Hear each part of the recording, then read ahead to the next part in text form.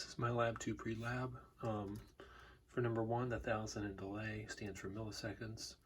For number 2, the difference between analog write and digital write is the digital write returns simply high or low, which is to say 5 volts or 0 volts, whereas analog write can return 256 continuous values, and it can effectively vary the voltage, so you can dim an LED, for example. Number 3, all the pins that can be used for analog write have the tilde with them, and that's 3, 5, 6, 9, 10, and 11. And the digital write pins are just 0 to 13. Number 4, the call to analog write is on a scale of B, 0 to 255.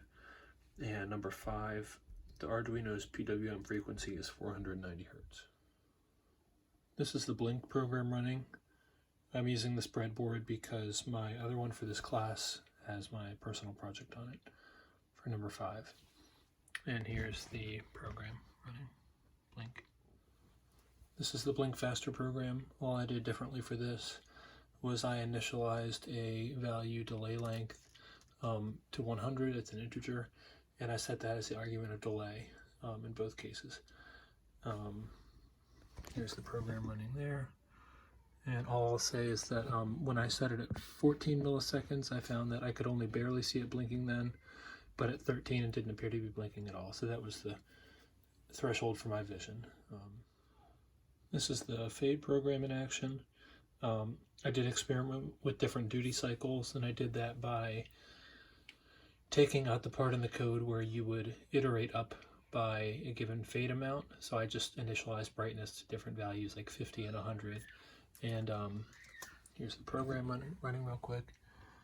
And I found that when I initialized it to different values, there was a region basically between 50 and 255 where it was pretty much the same brightness. It didn't appear to vary by a lot, but below 50 duty cycle, or not duty cycle, but below 50 PWM, it was a noticeable drop off in brightness. This is my digital write function here, imitating the analog write. It does what it's supposed to do. It increases gradually in brightness, and then it flashes twice, and then it decreases in brightness, and it flashes twice again, and it repeats.